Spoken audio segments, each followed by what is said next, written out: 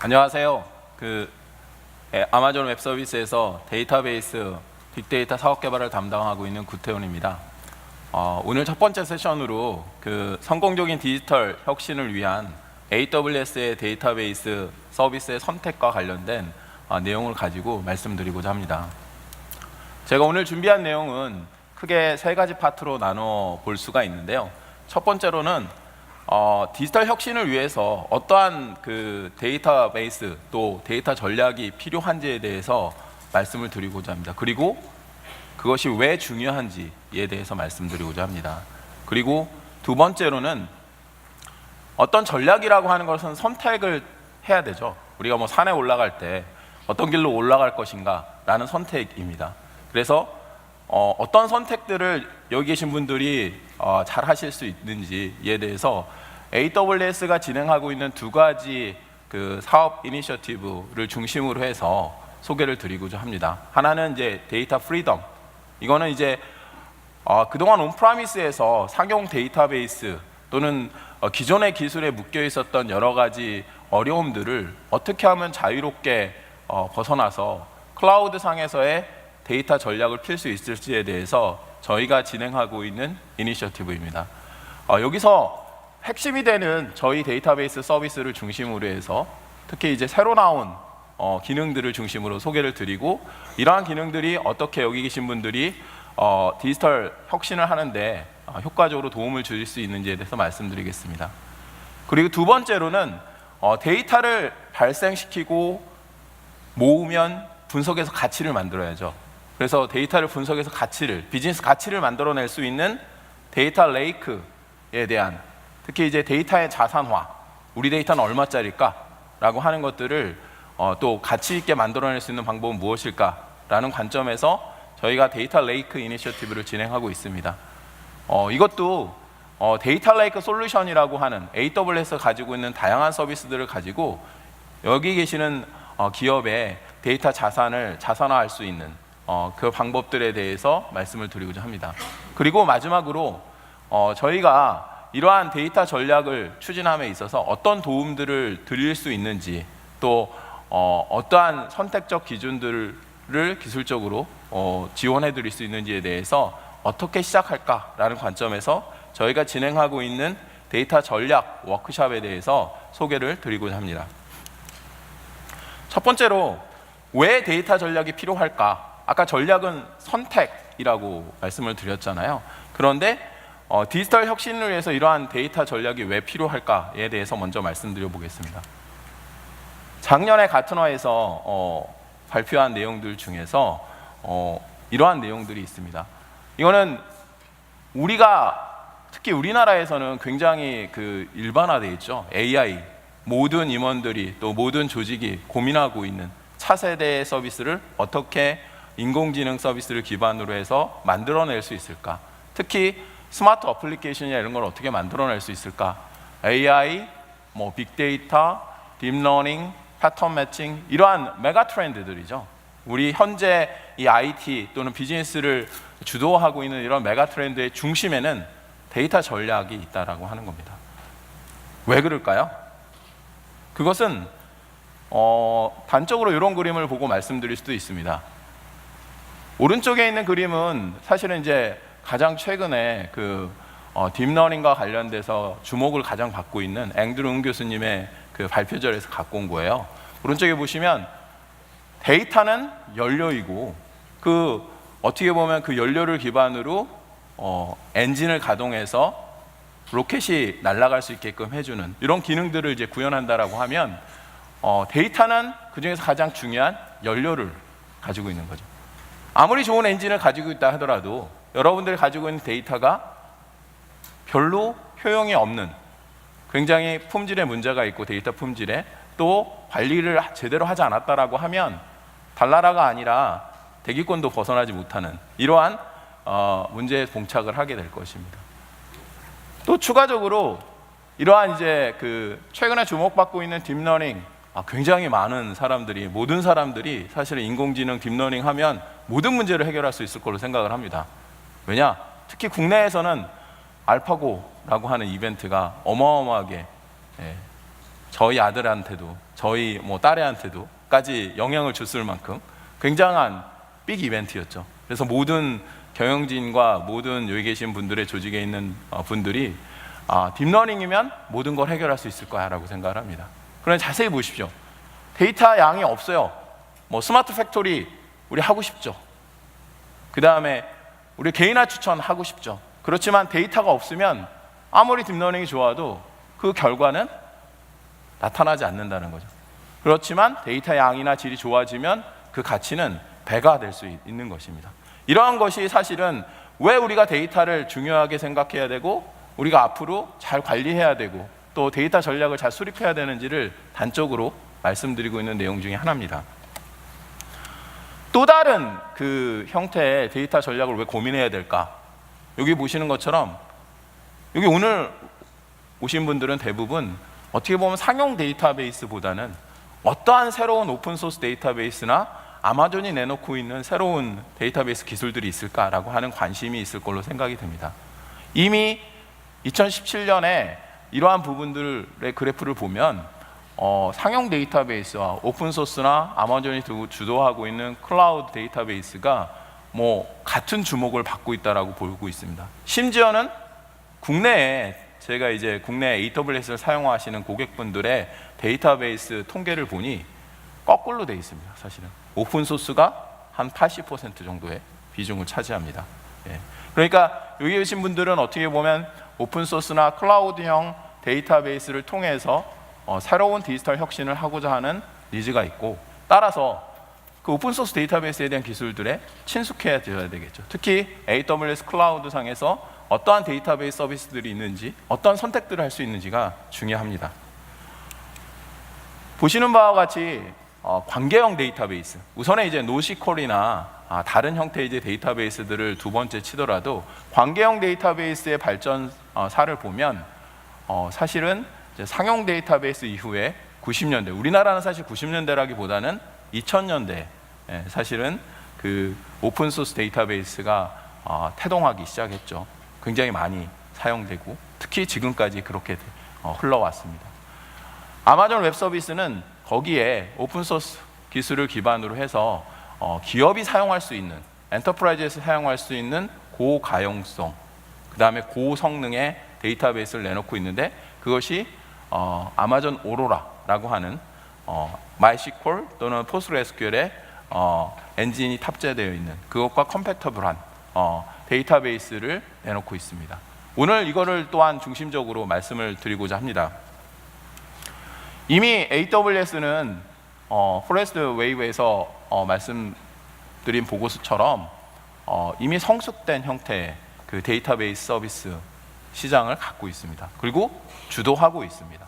특히 이 부분은 데이터베이스 애저 서비스로서 우리가 클라우드 상에서 어떠한 데이터베이스 서비스를 선택할 것인가 라고 하는 것에 많은 글로벌 기업들 또 고객분들이 AWS를 사용하고 있고 이미 선택하고 있다라고 하는 것을 단적으로 보여주는 예라고 볼 수 있습니다. 두 번째로, 그러면 어떤 선택들을 우리가 AWS상에서 할 수 있을까? 두 가지 아까 말씀드렸던 데이터 프리덤, 그 다음에 데이터 레이크를 중심으로 말씀드리겠습니다. 원래 이제 AWS 본사에서는 데이터베이스 프리덤 이렇게 이제 이니셔티브를 붙였는데, 제가 이제 그 한국에서 데이터 베이스 또 빅데이터 사업 개발하면서 앞에 이제 좀 동일하게 맞추려고 데이터 프리덤, 데이터 레이크 이렇게 조금 바꿨습니다. 그리고 단순한 데이터베이스가 아니라 이제는 다른 형태의 이제 데이터 스토어와 데이터 전략들도 필요해질 걸로 예상이 되고 있습니다. 따라서 이름 자체를 조금 변경한 것도 말씀드리겠습니다. 첫 번째로, 우리 그 AWS의 다양한 데이터 플랫폼들을 선택적으로 여기 계신 분들이 사용할 수 있습니다. 여기 보시면 굉장히 다양한 형태의 빌딩들이 보여지죠. 가장 높은 빌딩, 가장 넓은 빌딩, 또 굉장히 그 아이콘적인 빌딩, 이런 것들이 있습니다. 왼쪽에 있는 Database to Elevate Your App이라고 하는 그 영역에 보면 저것은 운영계, 그러니까 트랜잭션을 발생시키는 데이터베이스라고 볼 수 있습니다. 오른쪽은 데이터를 이제 분석할 수 있는 자원들이라고 볼 수 있습니다. 그 왼쪽 아래는 기존에 있는 온프라미스에 있는 데이터들을 클라우드상의 데이터베이스로 또는 데이터 자원으로 이동시킬 수 있는 그러한 서비스를 제공하고 있습니다. 물론 이러한 서비스에는 데이터베이스 데이터 자체를 이동시키는 것 외에 이기종 간의 데이터베이스의 스키마를 변경해 준다거나 SQL을 변경해 준다거나 이런 작업을 할 수 있는 스키마 컨버전 툴도 또한 포함되어 있습니다. 그리고 아까 데이터를 가지고 앞으로 스마트한 애플리케이션을 만든다거나 또는 디지털 혁신을 위한 새로운 그 디지털 프로덕트를 만든다라고 했을 때 아마존의 AI 서비스들을 사용하게 될 것입니다. 예. 이러한 부분들이 사실은 전략적인 그 로드맵을 가지고 저희가 다양한 서비스들을 개발하고 있습니다. 첫 번째로 저희가 말씀드릴 수 있는 것 중에 데이터베이스 서비스들 그룹을 본다면 보시는 것처럼 관계형 데이터베이스 서비스, 그 다음에 빅데이터 관련된 서비스, 분석과 관련된 서비스, 또 우리가 빠른 응답이 필요하고 대량의 사용자들이 들어와서 서비스를 해야 되는 노시컬이나 또는 인메모리 서비스, 이렇게 크게 보면 4개의 그룹으로 나눠볼 수 있습니다.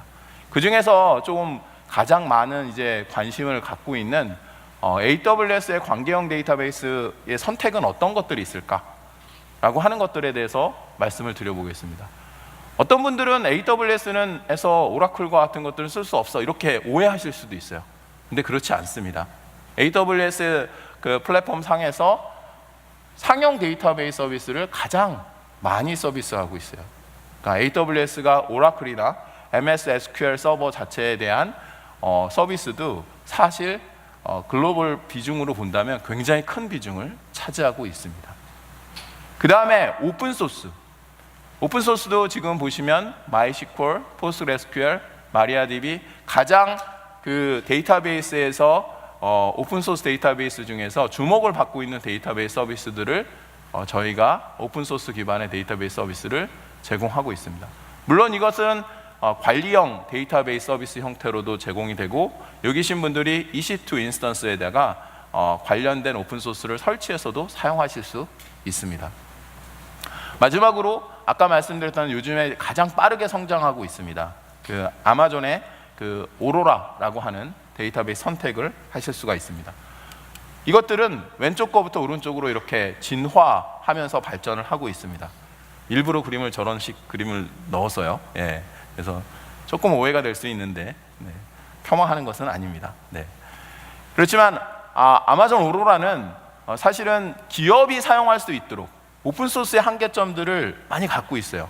특히 이제 기업이 데이터를 보관하고 처리하고 이런 관점에서 본다면 가용성이나 성능 면에 있어서의 오픈소스의 한계점들은 분명히 있습니다. 그러한 부분들을 극복하고 또한 이제 가격이나 이런 이제 그 비용 관점에서도 굉장히 유리한 형태로 저희가 서비스를 하고 있고 이러한 이제 오로라라고 하는 데이터베이스가 또한 새롭게 진화를 하고 있습니다.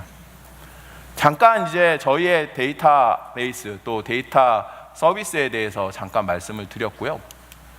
조금 두 번째 섹션의 이제 첫 번째 그 이니셔티브인 데이터 프리덤에 대해서 말씀드리고자 합니다.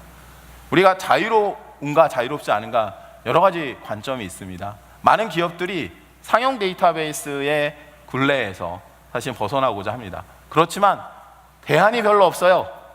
사실 국내에 사실 한두 개의 상용 데이터베이스 서비스가 전체 시장을 좌우하고 있습니다.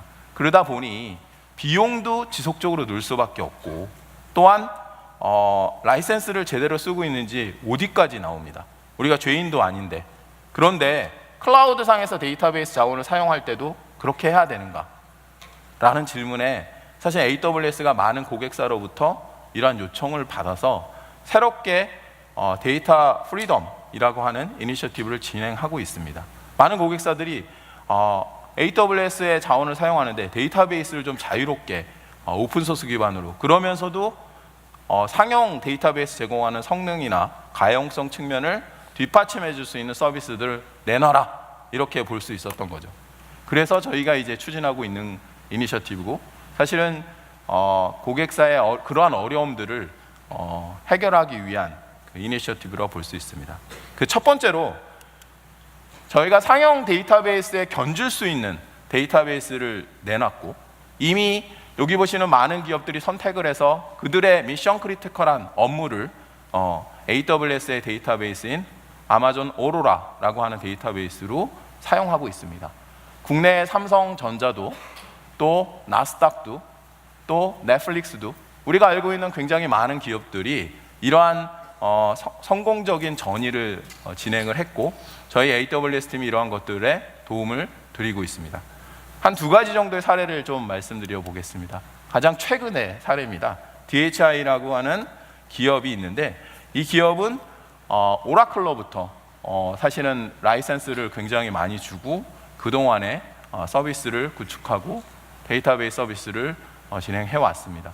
그런데 아마존 오로라로 마이그레이션을 했고 성공적으로 비용을 줄일 수 있는, 그리고 조금 더 효과적인 서비스를 진행할 수 있었던 사례가 있습니다. 또 가까운 일본에서도 가장 먼저 세계 최초로 모바일 그 음악 배포를 했던 기업입니다. 이 기업은 심지어는 우리가 정답이라고만 알아왔던 오라클 RAC를 아마존 오로라로 이전한 사례가 됩니다. 즉 기업의 미션 크리티컬 업무, 또 대고객 서비스에 해당하는 대용량, 또 트래픽이 많은 이러한 서비스들도 아마존 오로라로 바꿀 수 있다라고 하는 것들을 말씀드릴 수가 있고, 이런 것들을 지금 조금 더 잘 진행하기 위한 이니셔티브로 저희가 데이터 프리덤 이니셔티브를 진행하고 있습니다. 특히 성능 면에서도 이미 저희가 내부적으로 검증한 바로는 오픈소스를 기반으로 한 엔진을 사용하고 있습니다. 아마존 오로라는.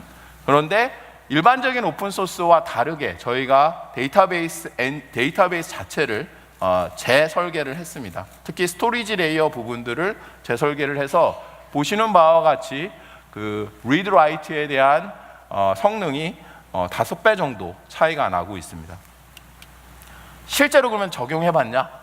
국내 적용한 사례입니다. 국내 적용한 사례로 보시면 한 3배 정도 실제 환경에서 성능이 과거 저희가 그냥 오픈소스를 사용해서 RDS 사용했었던 것 대비 3배 정도의 성능의 개선이 이루어졌다라고 하는 것도 실제로 확인할 수가 있었습니다. 또한 이제 마이스컬 외에 저희가 이제 PostgreSQL, 왜 그러냐면 기업용 이제 상용 데이터베이스의 대안으로서 사실 가장 적합한 오픈소스 데이터베이스 중에 하나입니다. 그러한 이제 PostgreSQL 데이터베이스의 성능을 비교했을 때도 마찬가지입니다. 그리고 다양한 조건으로 성능을 비교했을 때도 2~3배 이상의 성능의 차이를 나타내고 있습니다. 이러한 기술들은 아마존 오로라의 혁신적인 기술을 도입하는 것들로 이루어졌는데, 가장 최근에 사실은 오라클 RAC에 대응할 수 있는, 물론 이제 시간이 조금 더 필요하겠죠, 기술적인 혁신이 있었습니다. 그거는 이제 저희가 멀티마스터를 제공하는 거죠. 기존에는 15개의 리드 리플리카를 제공함으로써 성능을 획기적으로 개선할 수 있었는데, 그러한 여러 노드들을 다운타임 없이 그 멀티마스터로 구성하면서 쓰고 읽기에 대한 부분들을 확장성 있게 가져갈 수 있는 기술을 내놓고 있습니다. 이런 것들을 통해서 사실은 기존의 상용 데이터베이스의 성능이나 가용성들을 대체할 수 있는 클라우드 상에서의 새로운 선택을 하실 수 있는 대안을 드릴 수 있는 것입니다. 두 번째로, 다양한 기술에 대한 선택에 대한 자유를 드릴 수 있습니다. 특히 최근에 저희가 넵튠이라고 하는 그래프 데이터베이스를 내놨습니다. 우리가 모든 현재의 그 인터넷상에서의 거래, 또 우리 사람의 인터랙션, 이런 모든 것들은 다 연결돼 있죠. 이 연결돼 있는 것들을 그대로 데이터베이스화하고 그것들을 사용할 수 있다라고 하면 보다 혁신적으로 애플리케이션을 만들고 서비스할 수 있는 환경들을 만들어낼 수가 있습니다. 그런데 이제 기존의 이러한 그래프 데이터베이스들의 단점들을 본다면, 기존의 오픈소스로 주도의 그래프 데이터베이스들을 본다면 확장성 부분에 있어서의 가장 큰 단점을 갖고 있습니다. 노드의 개수가 늘어나고 버틱스의 개수가 늘어난다면 지속적으로 성능이 떨어지는 것이죠. 그런 부분들을 획기적으로 개선한 아마존 넵튠을 내놓고 있습니다. 저희가 이미 이러한 아마존 넵튠을 적용하고 있습니다. 그래서 어떤 곳에 적용을 주로 할 수 있는가라고 하면 우리가 소셜미디어 상에서의 우리가 친구 찾기나 이런 것들, 그런 애플리케이션을 만든다라고 했을 때 첫 번째로 적용할 수 있고요. 우리가 추천 서비스들, 우리가 상품과 고객과 나와 비슷한 사람들이 무엇을 살까라고 하는 것을 그대로 보시는 바와 같은 형태로 데이터도 그대로 저장을 합니다. 따라서 나랑 가장 가까이 있는 사람, 나랑 가장 가까이 있는 상품을 바로 탐색해서 추천할 수가 있는 것이죠. 이러한 그래프 데이터베이스는 국내에서도 현재 테스트를 하고 있습니다. 물론 이제 나온 지 얼마 안 됐습니다. 그렇지만 이러한 데이터베이스 선택을 통해서 미래를 준비하고 새로운 디지털 혁신을 만들어낼 수가 있는 것이죠. 또한 아마존이 만든 또 다른 데이터베이스, 노시컬 중에 하나죠. 다이나모DB. 데이터 확장의 자유를 저희가 드리고 있습니다. 그리고 굉장히 증폭되는 그런 트래픽에 대해서 사실 대응할 수 있는 유일한 데이터베이스라고 볼 수 있습니다. 아마존 다이나모DB는 사실은 아마존 웹 서비스가 과금을 어떻게 잘 처리할까, 그러니까 내부에서 과금을 어떻게 처리할까라는 그 퀘스천으로 시작한 데이터베이스 서비스입니다. 현재 굉장히 많은 기업들이 사용을 하고 있고, 새로 나온 아주 특별한 기능을 본다면 글로벌 어플리케이션을 만들 때 다양한 글로벌 그 지역에 흩어져 있는 리플리카를 하나의 테이블처럼 사용할 수 있는, 그런데 그럼에도 애플리케이션의 변경은 전혀 없고, 네, 그러면 글로벌 서비스를 진행하는 또는 준비하는 기업들은 굉장히 효과적으로 이러한 데이터베이스를 기반으로 해서 서비스를 만들 수가 있겠죠. 사례를 본다면 전 세계에서 가장 큰 사실은 다이나모 데이터베이스의 그 고객사입니다. 보시는 바와 같이 어마어마한 양의 데이터들을 처리하고 있습니다. 여기 계신 분들이 삼성전자의 핸드폰을 사용하고 계실 거잖아요. 모바일 기기를. 그런 종류의 모든 그 사용자 관련된 데이터들이 기본적으로 다이나모DB를 통해서 처리를 하고 있다라고 보실 수 있습니다. 보시는 바와 같이 기존의 카산드라의 한계점들을 봉착을 하게 되고, 그것들을 해결하기 위해서 사실은 다이나모DB로 변화를 주었던 사례가 되겠습니다. 아마존닷컴도 사실은 가장 최근에 이러한 변화를 했습니다. 특히 아마존닷컴은 최근에 그 롤링스톤이라고 하는 프로젝트를 진행했는데, 그 프로젝트는 뭐냐면 아마존닷컴도 오라클의 큰 시장이었어요. 오라클을 엄청나게 사용을 했던 과거에. 근데 최근에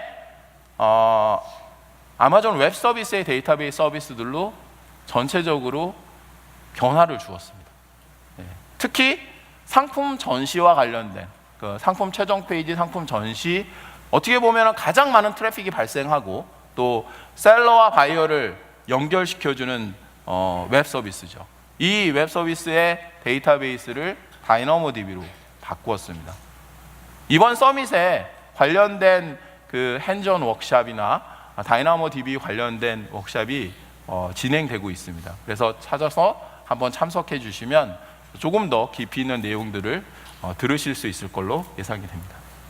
방금 여기까지 말씀드린 내용은 어떻게 보면 데이터베이스 선택에 있어서의 자유로움, 특히 상용 데이터베이스로부터의 자유, 확장성으로서의 자유, 또 새로운 기술로부터의 자유를 말씀을 드렸습니다. 두 번째로 데이터를 모으면 저희가 잘 비즈니스 가치로 만들 수 있어야 됩니다. 그 중에서 새로운 데이터들이 워낙 많이 나타나고 있어요. 뭐 파일들, 로그 파일들, 비디오, 영상, 음성, 이런 데이터들도 이제 데이터로 봅니다. 근데 기존의 데이터베이스에 넣을 수가 없죠. 그래서 데이터 레이크라고 하는 솔루션을 통해서 데이터에 있는 그대로 저장을 하고 저희가 사용할 때 가장 빠르게 사용할 수 있는 형태의 솔루션을 내놓고 있고, 그것을 두 번째 이니셔티브로 가져가고 있습니다. 많은 기업들은 데이터는 잘 저장하고 있어요. 근데 잘 사용하지 못해요. 오른쪽에 보시는 것처럼 한 0.5% 정도의 기업이 데이터를 모아서 분석을 해서 그것의 가치를 다시 오퍼레이셔널라이즈 하는 기업들이 아주 극소수라고 하는 것이죠. AWS의 이제 모기업인 아마존닷컴도 이러한 데이터 레이크 프로젝트를 시작했습니다. 그리고 작년에 이거를 공개를 했는데 이름이 안데스예요. 왜 호수 이름을 안데스라고 졌을까? 네, 궁금하죠? 아마존 강 옆에 안데스 산맥인 것 같아요. 네. 아마존닷컴도 데이터 레이크를 통해서 현재 그들이 가지고 있는 로그 데이터, 또 아마존닷컴의 주변에 관련된 모든 사업군의 데이터들을 모아서 분석하고 있습니다. 제가 내일 오전 이 시간에 아마존닷컴 사례를 발표할 예정입니다. 혹시 관심 있으시면 조금 더 상세하게 설명을 드릴 예정입니다. 데이터 분석 플랫폼 자체도 아마존은 혁신적으로 진화를 시켜왔습니다. 하둡이라고 하는 온프라미스에서의 어떻게 보면 비정형 빅데이터를 처리할 수 있는 새로운 플랫폼을 내놨을 때 저희는 스토리지와 컴퓨팅을 분리할 수 있는 클라우드 상에서의 장점을 가장 잘 활용할 수 있는 EMR이라고 하는 서비스를 내놨고요. 또한 2012년도엔 저희가 MPP 데이터 웨어하우징, 그러니까 초병렬 처리로 데이터, 정형 데이터를 가장 빠르게 분석할 수 있는 플랫폼인 레드시프트를 내놓았습니다.